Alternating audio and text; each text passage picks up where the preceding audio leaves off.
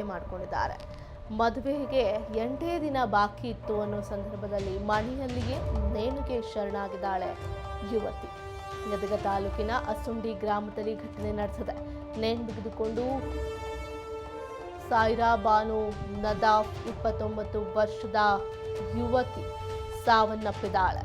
Death note ಬರೆದಿಟ್ಟು Saira Banu ಮನೆಯಲ್ಲಿ ನೇಣಿಗೆ ಶರಣಾಗಿದ್ದಾಳೆ. ಮದುವೆ ಸಾಮಗ್ರಿಗಳನ್ನು ತರಲು ಹೋಗಿದ್ದಂಥ ಪೋಷಕರು ಮರಳಿ ಬರೋಷ್ಟರಲ್ಲಿ ಡೆತ್ ನೋಟ್ ಬರೆದಿಟ್ಟು ಆತ್ಮಹತ್ಯೆಗೆ ಶರಣಾಗಿರುವಂಥದ್ದು.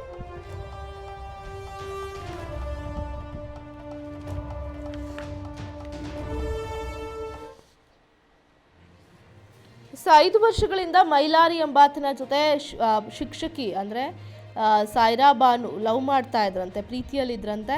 ಆದರೆ ಕೆಲ ದಿನಗಳ ಹಿಂದೆ ಇಬ್ಬರ ಮಧ್ಯೆ ಲವ್ ಬ್ರೇಕಪ್ ಆಗಿತ್ತು.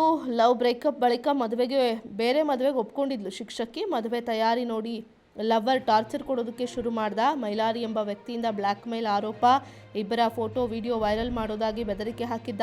ಹೀಗಾಗಿ ಮರ್ಯಾದೆಗೆ ಅಂಜಿ ಆತ್ಮಹತ್ಯೆ ಮಾಡಿಕೊಳ್ಳುವಂಥ ನಿರ್ಧಾರಕ್ಕೆ ಬಂದಿರುವಂಥದ್ದು.